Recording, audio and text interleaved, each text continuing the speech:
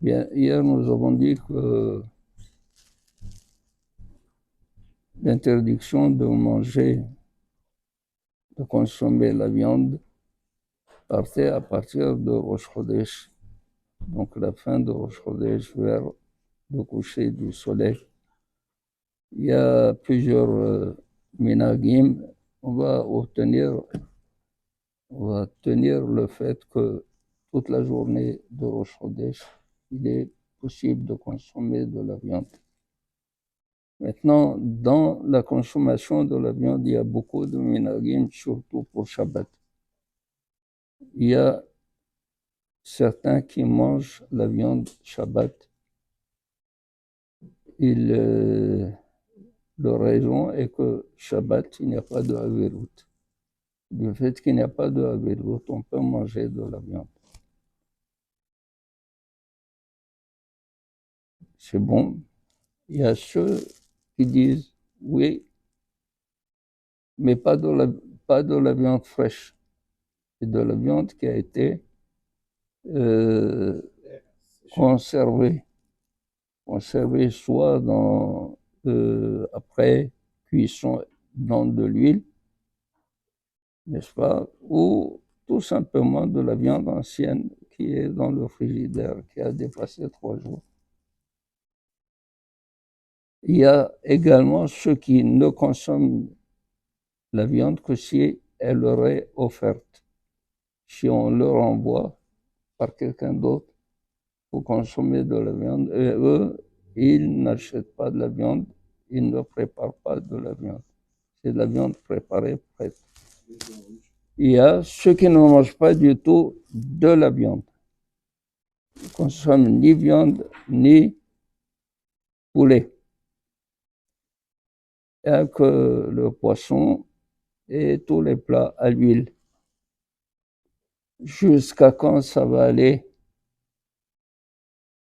On ne peut commencer à remanger de la viande que le 10 Av après-midi.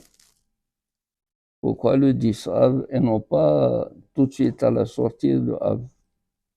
C'est le soir du 10. Parce que Rabbi Yohanan dit dans la Gemara, si j'avais été là-bas, j'aurais interdit, j'aurais demandé à ce qu'on jeûne pas le 9 Av, mais le 10. Pourquoi? Parce que le 9 Av, vers l'heure de Minha, c'est en ce moment que un des soldats de Titus qui a envoyé le tison pour incendier le Beth Amikdash. Et ça a duré depuis l'heure de Minha jusqu'au lendemain. Donc, effectivement, la destruction réelle a eu lieu le 10. Donc, Rabbi Yohanan dit, c'est le 10 qui est le Ikar.